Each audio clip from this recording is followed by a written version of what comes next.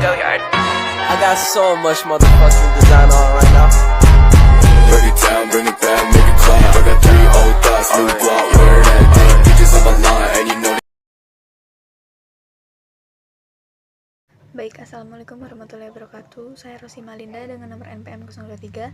Jadi di sini saya akan membuat resume video mata kuliah media pembelajaran berbasis ICT dengan dosen pengampu Bapak Arwan MPD. Ini saya akan menjelaskan mengenai media Azure.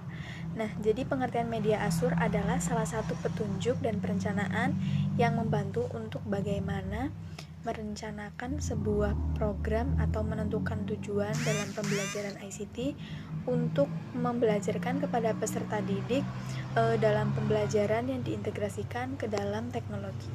Nah, dalam pembelajaran media Azure ada beberapa tahapan. Yang pertama itu ada analisis learners.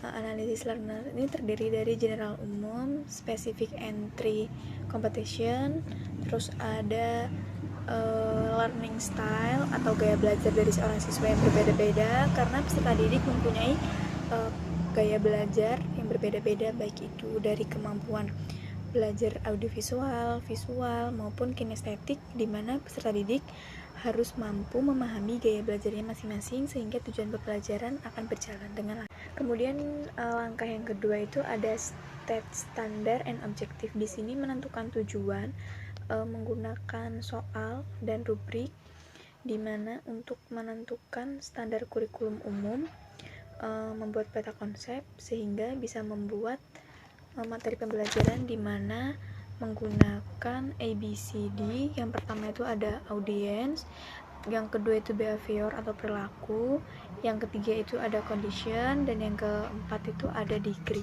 Nah, hasil produk dari state standard and objective ini adalah peta konsep. Nah, yang ketiga itu ada select strategis, teknologi, media, and material, yaitu memilih strategi, teknologi, media, dan bahan pembelajaran.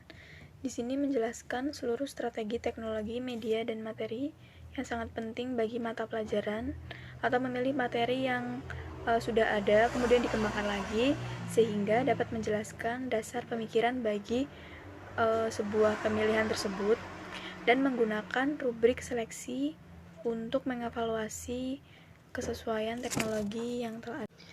Nah, yang kedua itu ada utilis, teknologi, media, material, atau memanfaatkan teknologi, media, dan bahan ajar. Di sini ada 5P, yaitu preview atau pratinjau, prepare teknologi, media, dan materi. Kemudian ada prepare aktivitas pembelajaran, prepare peserta didik, kemudian provide atau menyediakan pengalaman belajar. Nah, di sini ada prepare environment atau menyiapkan lingkungan pembelajaran agar berjalan dengan baik.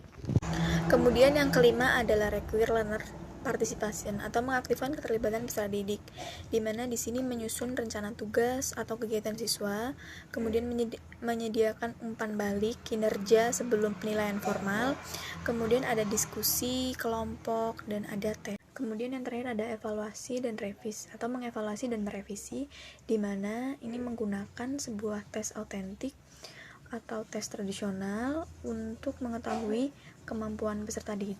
Kemudian di sini ada mengevaluasi capaian hasil belajar untuk mengetahui sejauh mana peserta didik dapat memahami materi yang disampaikan secara keseluruhan, sehingga teknik Azure tadi dapat berjalan dengan optimal dan dapat menghasilkan produk yang baik. Sekian resume video dari saya. Wassalamualaikum warahmatullahi wabarakatuh.